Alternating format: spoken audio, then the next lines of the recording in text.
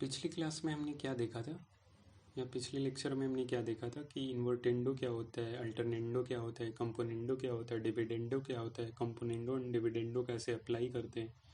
तो ये चीज़ें हमने पिछली क्लास में कवर की थी। अभी हम लोग देखते हैं के मेथड क्या होता है। तो के मेथड में हम लोग क्या देखेंगे कि इफ़ ए बाई बी अगर सी बाई डी के इक्वल है और C by D E by F के इक्वल है, तो हम क्या कर सकते हैं, इसे हम के इक्वल मान सकते हैं। तो क्या हो जाएगा हमारा ए इज इक्वल टू बी के, सी इज इक्वल टू क्या हो जाएगा ए इज इक्वल टू बी के। कहने का मतलब अगर हम इसे ले लें, इन दोनों को ले लें, तो ए इज इक्वल टू बी के आ जाएगा, क्रॉस मल्टीप्लाई बी हो जाएगा यहाँ पे। अगर इन दोनों को ले लें तो सी इज इक्वल टू क्या आ जाएगा, डी के। अगर ये दोनों को ले लें तो ए इज इक्वल टू क्या आ जाएगा, एफ के। क्लियर है? तो ये हमारा पॉइंट 1 हो गया। अगर ए by B, C by D और ई बाई एफ तीनों का रेशियो अगर इक्वल है, तो हम क्या कर सकते हैं, इसे हम के इक्वल मान सकते हैं और फिर हम ऐसे लिख सकते हैं। Second point, if A by B C by D के रेशियो के इक्वल है और ये रेशियो ई बाई एफ के इक्वल है, तो इसका जो रेशियो का वैल्यू होगा वो किसके इक्वल होगा, A plus E upon B plus D plus F के रेशियो के इक्वल होगा। या फिर और हम क्या बोल सकते हैं, A plus 3C plus 2E upon B plus 3D plus 2F के रेशियो के इक्वल होगा। या फिर और हम क्या बोल सकते हैं, ये जो हमारा XA plus YB plus XA plus YC into ZE upon XB plus YD plus ZF के रेशियो के इक्वल होगा। इसे हम लोग क्या बोलते हैं, इसे हम लोग बोलते हैं कि ये जो हमारा रेशियो होगा वो हमारा लीनियर कॉम्बिनेशन के प्रोपोर्शन में होगा। क्या होगा, लीनियर कॉम्बिनेशन प्रोपोर्शन।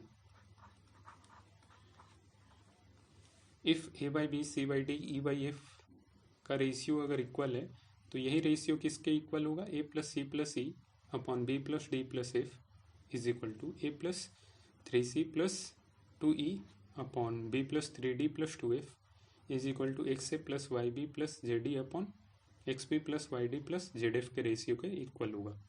क्लियर है? कहने का मतलब क्या हुआ, हम कुछ भी यहाँ पे वैल्यू लिख सकते हैं। जैसे हमने यहाँ पे लिखा 50A plus 49C plus 48E upon, फिर से अगर हमने यहाँ पे 50 लिया तो यहाँ भी हमें 50 लेना होगा, यहाँ हमने 49 लिया तो यहाँ भी 49 लेना होगा, यहाँ अगर हमने 48 लिया तो यहाँ भी हमें 48 लेना होगा। कहने का मतलब ये लीनियर कॉम्बिनेशन के रेशियो के इक्वल होगा। क्लियर है? तो ये चीज़ें कैसे होगा, इसका हम प्रूफ कैसे देखेंगे कि ये इसके रेशियो के इक्वल होगा, तो हम प्रूफ देख रहे हैं। तो हमने क्या किया, ए is equal to A by B, C by D, E by F किसके रेशियो के इक्वल है, के इक्वल। तो हमने क्या किया, ए इज इक्वल टू हमने क्या पुट किया, ए इज इक्वल टू हमने बी के पुट किया, put a is equal to b के, c is equal to d के and e is equal to f के। हमने ये पुट किया तो हमारा क्या आ जाएगा, एक्स इंटू बी के प्लस वाई इंटू डी के प्लस जेड इंटू एफ के upon x B plus Y D plus z f हमारा आ जाएगा। तो हमने क्या किया, ऊपर से के कॉमन आ जाएगा, तो क्या आ जाएगा, ये x B plus Y D plus z f upon नीचे में क्या है, x B plus Y D plus z f. तो ऊपर नीचे ये दोनों सेम है, ये कैंसिल हो गया, ये किसके रेशियो के इक्वल आ गया, के इक्वल। तो कहने का मतलब इसका जो रेशियो होगा A by B, C by D, E by F is equal to K, हमारा के रेशियो के इक्वल है। तो क्या होगा, ये सेम रेशियो किसके इक्वल होगा, एक्स ए plus y c plus Z ई upon x B plus Y D plus z f के रेशियो के इक्वल होगा। तो ये हमने प्रूफ भी कर लिया यहाँ पे। इस पे हम इस पे और हम क्या बोल सकते हैं, सिमिलरली, और हम क्या बोल सकते हैं, सिमिलरली और क्या बोल सकते हैं कि if a by B C by d अगर ई बाई एफ के रेशियो के इक्वल है, तो और हम क्या बोल सकते हैं कि इसका जो रेशियो होगा x a to the power n y b y into c के power 1/n plus z into e to the power 1/n upon x into b to the power 1/n plus y into d to the power 1/n plus z into f to the power 1/n, ये ओ पूरे के power 1/n के ratio के equal होगा। Clear है? क्या हमने बोला कि if A by B C by D के रेशियो के इक्वल है और ये ई बाई एफ के रेशियो के इक्वल है, तो यही रेशियो किसके इक्वल होगा, x into a to the power n plus y into c to the power 1/n plus z into e to the power 1/n upon x into b to the power 1/n plus y into d to the power 1/n plus z into f to the power 1/n, और ये whole to the power 1/n है। ये क्या लिखा हुआ है, 1/n, पूरे का पावर 1/n लिखा हुआ है, तो ये इसके रेशियो के इक्वल आएगा। क्लियर है? अब इसे हम कैसे प्रूफ करेंगे, फिर से हम प्रूफ कर सकते हैं। क्या करेंगे, एक्स इज इक्वल टू हम यहाँ पे क्या रख देंगे, बी के, सी इज इक्वल टू क्या रखेंगे, डी के, ई इज इक्वल टू क्या रखेंगे, एफ के, तो ये फिर से वही चीज़ें प्रूफ हो जाएगी।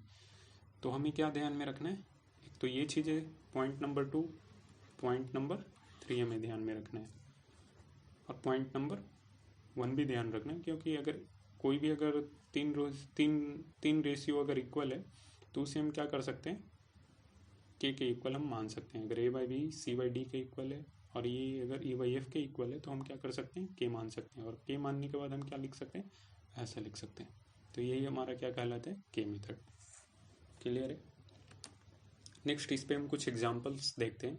जैसे हमारा एग्जाम्पल्स क्या है, if x plus y upon 3 is equal to y plus z upon 4 is equal to z plus x upon 5, ये तीनों रेशियो इक्वल है। तो हमसे क्या पूछ रहा है, then find x is to y is to z. मेरे से ये पूछ रहा है कि क्या होगा, x is to y is to z क्या होगा। तो हम क्या कर सकते हैं, अगर ये इसके इक्वल है, ये तीनों रेशियो इक्वल है, तो हम क्या कर सकते हैं, इसे हम के इक्वल हम मान सकते हैं। X plus y is equal to y plus z upon 4 is equal to z plus x upon 5 को हम क्या कर सकते हैं, के इक्वल हम मान सकते हैं। तो हमारा क्या हो जाएगा, x plus y is equal to 3 के, वाई प्लस जेड हमारा क्या हो जाएगा 4 के, और जेड प्लस एक्स हमारा क्या आ जाएगा 5 के। क्लियर है? इसे हम क्या माने, इक्वेशन 1, इसे हम क्या माने, इक्वेशन 2, इसे हम क्या किए, इक्वेशन हमने 3 माना। फिर हमने क्या किया कि हमने तीनों इक्वेशन को ऐड किया, तो 1 प्लस 2 प्लस 3, तो ये हमारा क्या आ जाएगा, 2 into x plus y plus z आ जाएगा हमारा, और ये किसके इक्वल आ जाएगा, 12 के इक्वल आ जाएगा। तो हम क्या बोल सकते हैं, x plus y plus z किसके इक्वल आ जाएगा, 2 डिवाइडेड हो जाएगा, तो 6 के इक्वल आ गया। तो इसे हमने क्या माना, इक्वेशन 4 हमने मान लिया। अब हम क्या कर रहे हैं, इक्वेशन 4 माइनस इक्वेशन 1 हमने किया, तो क्या आ जाएगा, इक्वेशन 4 माइनस इक्वेशन 1 हम करेंगे तो क्या आ जाएगा, z is equal to 3k आ जाएगा। तो z इज इक्वल टू अगर हमारा 3k आ गया, तो हमने क्या किया, इक्वेशन हमने 2 में रख दिया, तो इक्वेशन 2 से हमारा क्या आ जाएगा, y is equal to z हमारा क्या है 3k, तो इसे अगर हम राइट हैंड साइड ले जाएंगे तो y इज इक्वल टू क्या आ जाएगा, k। तो y इज इक्वल टू अगर हमारा क्या आ गया, तो इक्वेशन 1 से हम क्या बोल सकते हैं, y की वैल्यू हमने पुट कर दी, तो x इज इक्वल टू क्या आ जाएगा 2k। तो हमसे क्या पूछ रहा है, x is to y is to z, तो ये क्या हो जाएगा 3k is to k is to 2k, तो k से k सारा कैंसल हो जाएगा, तो क्या आ जाएगा 3 is to 1 is to 2। Clear है? यही आंसर हो गया। नेक्स्ट क्वेश्चन हमारा क्या है, if a by B C by D के इक्वल है, देन हमें क्या फाइंड करना है, a square plus b square upon c square plus d square, ये हमें फाइंड करना है कि ये किसके इक्वल होगा। तो हमारा अगेन हम किससे शुरू करेंगे, a by B C by D के इक्वल है, तो हम क्या कर सकते हैं, इसे हम के इक्वल मान सकते हैं। तो ए इज इक्वल टू क्या आ गया, बी के, और सी इज इक्वल टू हम क्या कर सकते हैं, डी के हम मान सकते हैं। तो नेक्स्ट हमने इसमें पुट किया, तो ए स्क्वायर है, तो ए स्क्वायर है तो हम क्या लिख सकते हैं, b square d square, a की जगह पे हमने बी के पुट किया, तो b square d square plus b square upon c square, तो सी स्क्वायर की जगह पे हमने क्या रख दिया, डी के, तो डी स्क्वायर प्लस के स्क्वायर प्लस डी स्क्वायर, तो ऊपर से बी स्क्वायर कॉमन आ जाएगा, तो ये क्या हो जाएगा, वन प्लस के स्क्वायर, और नीचे से डी स्क्वायर कॉमन आ जाएगा, तो ये क्या हो जाएगा, वन प्लस के स्क्वायर, तो ये से ये कैंसल, तो ये किसके इक्वल आ गया, b square upon d square के रेशियो के इक्वल हम बोल सकते हैं। तो ये क्या है हमारा, इस चीज को हम ऐसे भी लिख सकते हैं कि b into d into b upon d into b upon d लिख सकते हैं, और बी अपॉन डी हम किसके इक्वल बोल सकते हैं, बी अपॉन डी हम किसके इक्वल बोल सकते हैं, ए अपॉन सी के भी इक्वल बोल सकते हैं। तो ये किसके इक्वल होगा, a into c upon b into d के इक्वल भी हम बोल सकते हैं, तो b c upon d c के इक्वल भी बोल सकते हैं। क्लियर है, सॉरी ये ए बी हो जाएगा ना, a b upon c d के इक्वल हो जाएगा।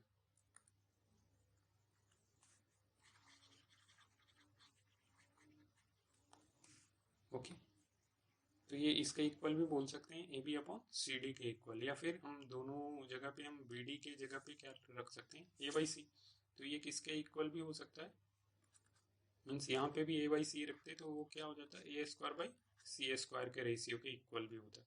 तो ये सारी चीज़ें हम बोल सकते हैं कि इसका जो रेशियो किसके किसके इक्वल हो सकता है, b square upon d square, या फिर हम क्या बोल सकते हैं, a b upon c d के इक्वल, या फिर a square upon c square के रेशियो के इक्वल होगा। क्लियर है, नेक्स्ट हम लोग देखेंगे क्या, रूल ऑफ इंडिसेस देखेंगे। रूल ऑफ इंडिसेस क्या होता है, तो आप इसे नोट डाउन कर लो, मैं इरेज कर रहा हूँ। नेक्स्ट हमारा आता है रूल ऑफ इंडिसेस क्या होता है। रूल ऑफ इंडिसेस कहने का मतलब क्या हुआ, जैसे 2 के पावर 3 इंटू 2 के पावर 5 है, तो इसे हम क्या लिख सकते हैं, 2 के पावर, ये हमारा पावर ऐड हो जाता है, तो 5 प्लस 3 कितना आ जाएगा, 8। तो ये किसके इक्वल होगा, जब भी अगर ये मल्टीप्लीकेशन में हो, अगर उसका बेस सेम हो, तो उसके हम डिग्री को, उसके पावर को हम क्या कर सकते हैं, ऐड कर सकते हैं। तो पहला रूल तो ये था। या फिर अगर हमारा ऐसा दे रखा हो कि 2 टू दी पावर 5 अपॉन 2 टू दी पावर 3, तो इसे हम क्या लिख सकते हैं, 2 टू दी पावर, हमें क्या करना पड़ेगा, पावर को सब्ट्रैक्ट करना पड़ेगा, तो ये कितना आ जाएगा, 2 टू दी पावर 2 के इक्वल। आप कैलकुलेट करके भी चेक कर सकते हैं, 2 टू दी पावर 5 कितना होता है, 32। 2 टू दी पावर 8 कितना होता है, 2 टू दी पावर 3 कितना होता है, 8 होता है, तो ये 32 अपॉन 8, 32 अपॉन 8 कितना आ जाएगा, 4, तो वही चीज़ 4 के इक्वल है। सेम चीज़ें यहाँ पे भी है, 2 टू दी पावर 3 कितना है, 2 टू दी पावर 3 8 के इक्वल, और 2 टू दी पावर 5 किसके इक्वल, 32, तो 32 इंटू 8 करेंगे तो 2 टू दी पावर 8 के इक्वल ही आएगा। क्लियर है, तो वही चीज़ हम लोग देख रहे हैं कि रूल ऑफ इंटीजर्स में क्या क्या आता है। तो हम क्या बोल सकते हैं कि a to the power n into a to the power m वो किसके इक्वल हो सकता है, ए टू दी पावर, हमें क्या करना पड़ेगा, पावर को ऐड करना पड़ेगा, या फिर डिग्री, पावर बोले या डिग्री बोले, तो हमें क्या करना पड़ेगा, पावर को ऐड कर देना पड़ेगा। तो a into m to the power a into n, a to the power n into a to the power m हो, तो हम क्या करेंगे, ए टू दी पावर उसके पावर को ऐड कर देंगे। जैसे क्या था, उसका एग्जाम्पल क्या था, ये था,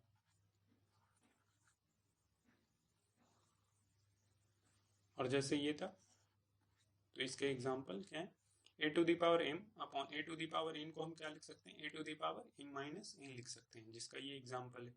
अगर ऐसा हो ए टू दी पावर एन और उसके होल के पावर एम हो, तो उसे हम क्या लिख सकते हैं, इसे हम मल्टीप्लाई कर सकते हैं। कहने का मतलब क्या हुआ, जैसे इसके एग्जाम्पल्स हम देखते हैं, 2 टू दी पावर 3 कि पावर हमारा 4 है, तो ये किसके इक्वल हो जाएगा, 2 टू द पावर 12 के इक्वल हो जाएगा। 2 टू द पावर 3 कहने का मतलब क्या, 8 टू द पावर 4 करो या 2 टू द पावर 12 करो, दोनों ही वैल्यू क्या है, सेम है। लेकिन ये चीज़ें अलग हैं। अगर हम 2 टू द पावर 5 लिख रहे हैं और उसके पावर 6 ले रहे हैं, तो हम ऐसा नहीं करेंगे कि ये दोनों को हम मल्टीप्लाई करके 2 टू द पावर 30 लिख दें, तो ये 2 टू द पावर 30 के इक्वल नहीं है। ये किसके इक्वल है, 2 टू द पावर 5 और 5 टू द पावर 6 है, वो उसके ही इक्वल होगा। क्लियर है। नेक्स्ट हमारी चीजें ये है, अगर ए बी के पावर n है तो हम क्या कर सकते हैं, इन को हम अलग अलग दे सकते हैं, a to the power n into b to the power n लिख सकते हैं। कहने का मतलब जैसे हमारा अगर है 2 इंटू 3 टू द पावर 5 है, तो इसे हम क्या लिख सकते हैं, 2 to the power 5 into 3 to the power 5 हम लिख सकते हैं। क्लियर है। तो ए बी के पावर n है, ए बी के पावर n को हम क्या लिख सकते हैं, a to the power n into b to the power n हम लिख सकते हैं। नेक्स्ट हमारा क्या आता है, अगर a by b to the power n है तो इसे हम क्या लिख सकते हैं, a by b to the power n है, तो हम क्या दे सकते हैं, पावर हम क्या कर सकते हैं, दोनों को हम दे सकते हैं, तो a to the power n upon b to the power n हम लिख सकते हैं। जैसे 2 बाई 3 टू द पावर 3 है, तो हम क्या लिख सकते हैं, 2 to the power 3 upon 3 to the power 3 लिख सकते हैं। क्लियर है। जहाँ पे ये जो वैल्यू होना चाहिए b कभी भी जीरो नहीं होना चाहिए, b not is equal to zero, b कभी भी जीरो नहीं होना चाहिए। क्यों जीरो नहीं होना चाहिए, क्योंकि अगर डिनोमिनेटर में जीरो हो गया b, तो ये पूरा ही नंबर जो होगा अनडिफाइंड हो जाएगा, इसलिए b जीरो नहीं होना चाहिए।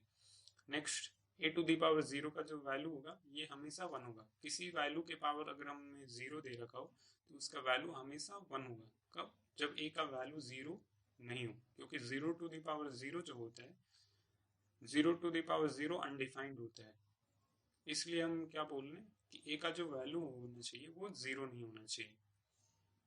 तो हमारा क्या हो गया कि किसी भी नंबर के पावर जीरो, जैसे हमने 100 टू दी पावर जीरो बोला, या फिर 5 टू दी पावर जीरो बोला, या 3 टू दी पावर जीरो बोला, इसका वैल्यू हमेशा क्या आ जाएगा, 1 आएगा। क्लियर है। नेक्स्ट हमारा ये a to the power minus n को हम क्या लिख सकते हैं, 1 by a to the power n। कहने का मतलब क्या हुआ, जैसे हमें 2 टू दी पावर -1 दे रखा है, तो हम क्या लिख सकते हैं, 1 बाई 2। हमें क्या दे रखा है, 5 टू दी पावर -2 है, तो इसे हम क्या लिख सकते हैं, 1 बाई 5 टू दी पावर 2 लिख सकते हैं। या फिर अगर हमें 5 टू दी पावर 2 दे रखा हो तो इसे हम क्या लिख सकते हैं, 1 बाई 5 टू दी पावर -2 लिख सकते हैं। इसको अगर ऊपर ले जाएंगे तो ये क्या हो जाएगा, 5 टू दी पावर 2, वही चीज है। क्लियर है। तो रूल ऑफ इंडिसेस हमारा ये हो गया।